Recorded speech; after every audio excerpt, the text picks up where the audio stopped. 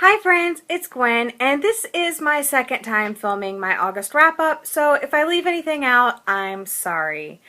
I have made some notes. Hopefully they'll come in handy, and if not, sorry, maybe next month will be better. Okay, first I want to start off by saying that August was an extremely good reading month for me. I usually do not come anywhere close to the number of books that I read. I think I read a total of 10 books, but I have the Bout of Books 11 readathon to thank for my amazing reading month.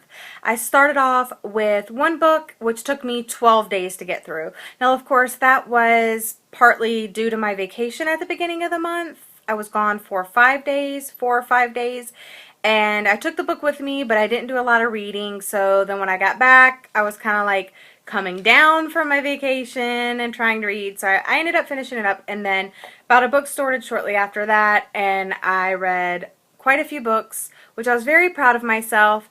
So stick with me through this. I don't really plan on going too in detail about the books or reviews about the books or anything like that. I have made some of the books that I'm going to talk about. I've talked about before on my Bout of Books wrap up. I've talked about them. I talked about the first book in my summer reads video that I filmed earlier. And also I've posted a couple of reviews of these books on my blog, so I'll link those in the description box down below. But first, I'll just go ahead and read through the books that I actually read this month, and then I'm going to go ahead and let you know what I rated the books on Goodreads. I had to pull that up on my phone, so I have that ready. So the first book that I read in August was Thanks for the Memories by Cecilia Ahern. I ended up giving this book, what did I give it? A 3 out of 5 because it was okay.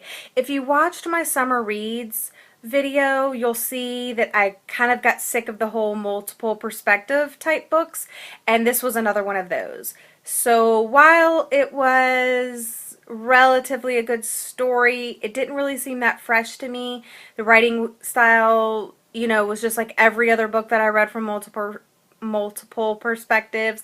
So I was kind of getting sick of that. This one was set in different countries, so some of the terminology was a little bit different, but Thanks for the Memories, 3 out of 5 stars. The second book that I read was Attachments by Rainbow Rowell. I rated this book 4 out of 5 stars.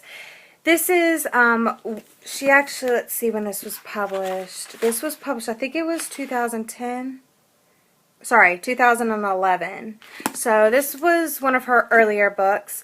This follows Lincoln, who was hired by a company, a newspaper, the Courier, to filter through emails for spam, anything that gets red flagged, things like that. And two ladies, Jennifer and Beth, end up writing inter-office emails back and forth. They're friends, so they're sending emails back and forth, but it kind of talks a lot about their life and things that they're going through. And Lincoln, of course, is getting a lot of these emails and his filters, and he's reading them, even though they're not really talking about anything bad or they really shouldn't be flagged. For some reason they are, and he keeps reading them, and he ends up kind of falling in love with Beth.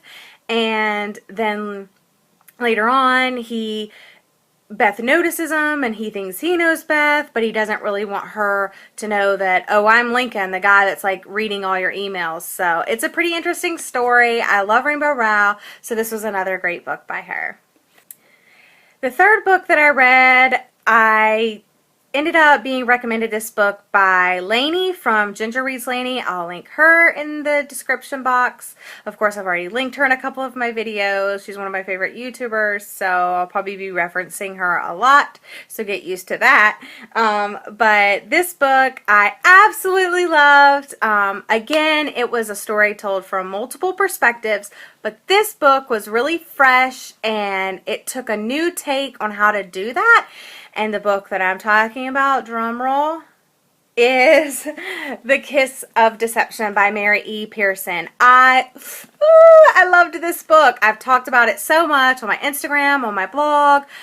I'm sure I've talked about it in some of my videos, but this book, excellent, excellent, excellent. It's beautiful. It's got the beautiful cover inside. The story is very fresh, even though it's from multiple perspectives. It follows Princess Leia, who is the first daughter of the Kingdom of Morgan. She ends up running away on her wedding day, and she settles in the town of Terravan, with someone else from the town of Morgan who's originally from Terravan, and two gentlemen stroll into town. One is the prince she was supposed to marry, and the second one is the assassin that was sent to kill her. And in the story, neither Leah or the reader knows who is who, so you're trying to kind of figure that out through the whole story. By the end of the book, you do figure that out, but it's still super interesting, and Leah doesn't really know. I mean, she still has some confusion on what's going on towards the end, so I'm really excited and waiting for the next book. It should be out sometime next year. Okay, then Bout a Book started, and it was Bout a Books 11 and a readathon, and it was for a 1-week period of time, and I read the following books, which I've already talked about, so I'm just going to show them very quickly to refresh your memory, or if you didn't see that video, you can look it up. And I'm just going to show the books real quick because obviously I read them this month. The first one was Havre De Grace by Heidi Glatfelter, and I actually met her in person and purchased this book over the summer when I was on vacation, and it was my first historical type book that I've read outside of school, so it was very interesting. And of course it helped that I met the author and she did a little bit of background story about the book, so that really helped me get through that. But fifth book that I read, and the second book in the Bout of Books readathon that I read, was Sweethearts by Sarah Zarr. I rated The Kiss of Deception 5 out of 5 stars. I rated Havre De Grace 3 out of 5 stars. And I rated Sweethearts a 4 out of 5 stars. This is another really cute, quick, thin book, and I really enjoyed it. The next book that I attempted to read, and I've talked about this before, was The Intimates by Ralph Seswan, and yeah, I couldn't get through this, so it is unrated. I got to page 52, I wasn't really interested in it anymore, and here we are, already quite a few days into September, and I have yet to pick it back up. So I think this is probably gonna just stay on my shelf, maybe, or maybe I'll give it away, or loan it to a friend, maybe they'll like it, but yeah. So I was kind of having a little bit of trouble thinking like if I'm going to keep up with the readathon, but then of course tried and true author Rainbow Rowell came through with Fangirl. I know I'm behind in reading it. I know like everybody's read this book. I'm behind the curve as usual, but I loved this book. I believe I rated it. I'm going to check my phone really quick. I think I rated it 5 out of 5 stars. Yeah, 5 out of 5 stars for me. Loved it, loved it, loved it. Everybody's read it, so you don't really need a review or what it's about. The next book that I read, still during the Bout a Books readathon, is Cum Laude by Cecilia von Ziegesar. I don't know how to say her last name. I don't want to butcher it too bad. Probably already did. But best-selling author of the Gossip Girl series. This book... What did I even give it? I don't even remember. I gave it a 2.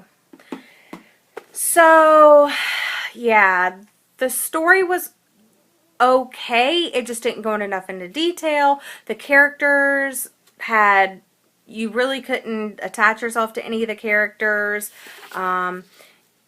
It was just kind of, it would have been cute. I think if the book was like twice this size, I mean, it's another really thin book. I think if the book would have been twice this size, that it could have been a really great book.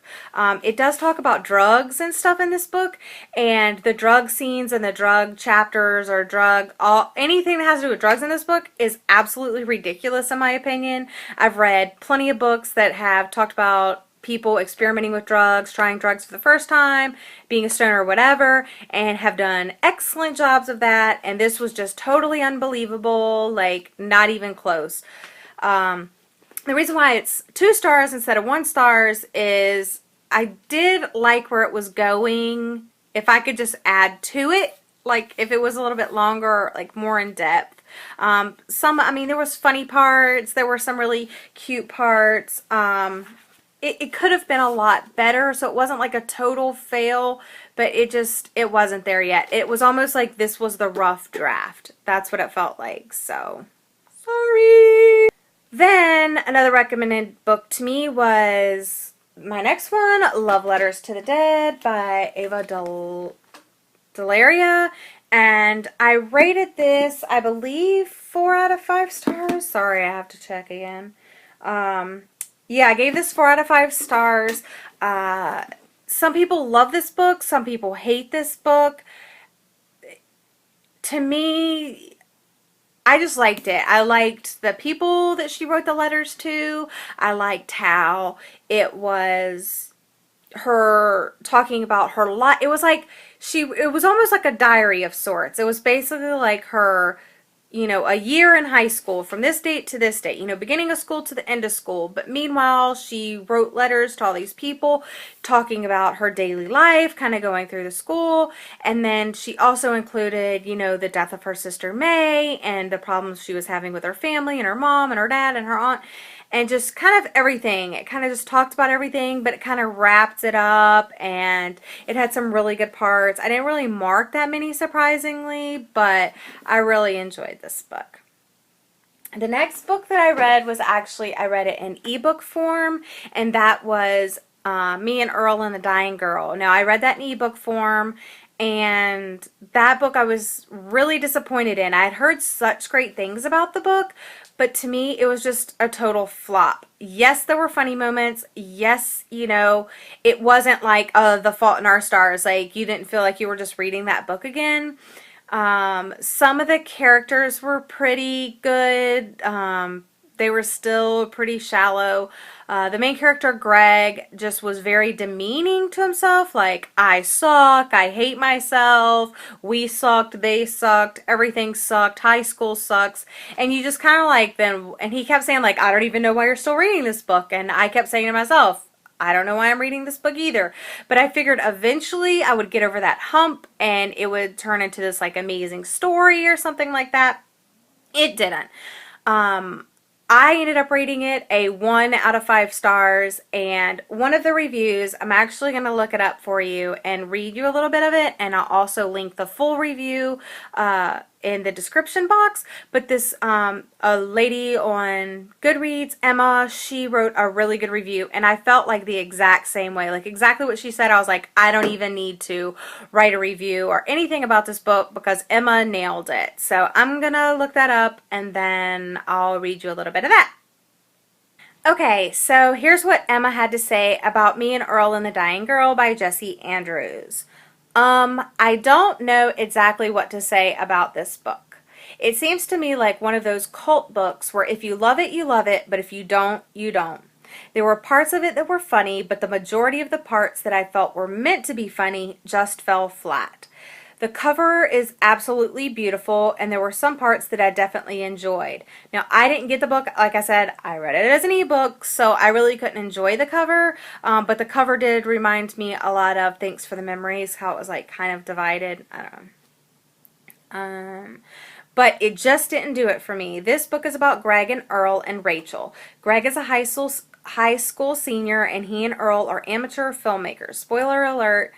They're not very good. Rachel is Greg's old kind of girlfriend who recently became diagnosed with leukemia and is dying. And that's where I was like, oh no, it's just another The Fault in Our Stars. But it wasn't. So that was refreshing.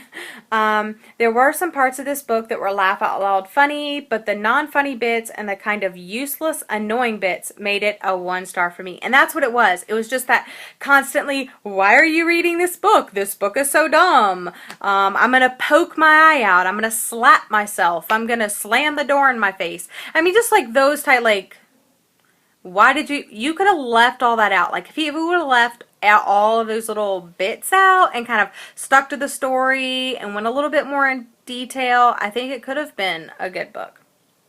And then there's like the spoiler discussion. So if you haven't read it, I don't want to read that part, but I am going to link this specific review in my description box so you can kind of read about it because it's exactly what I thought. I ended up just rating it, not even writing a review because Emma pretty much covered it all. So thanks, Emma. 1, 2, 3, 4, 5, 6, 7, 8, 9, 10. 10 books for me is like huge.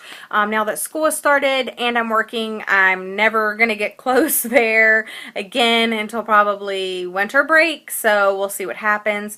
So other things I wanted to touch on were I'm not going to do a TBR because I am in school and who knows what I'm going to read.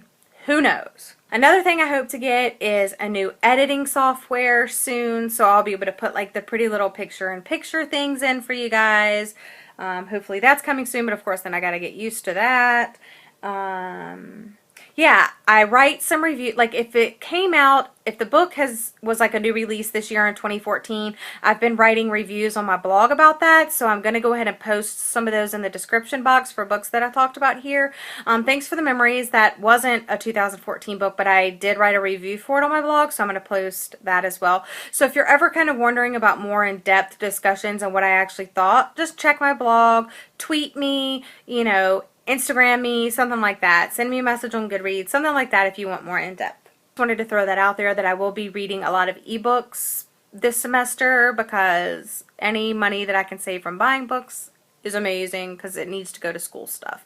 But that's it for this video. I hope you enjoyed. I know it was a lot of like update-ish stuff, plus this was the second time I was filming my wrap-up for the month of August. I hope to at least read 3 books in September. That's going to kind of be my thing. That's going to be my goal, was 3 books. Last fall, my goal was 1 book a month because, I mean, and I really do have a crazy semester now, but I'm hoping 3 books a month. So fingers crossed for that. Sorry for the rambling. Hope you have a great day. Subscribe, leave comments, thumbs up this video, and spread the word. Tell your friends about my videos. And I'll be seeing you around BookTube. Bye!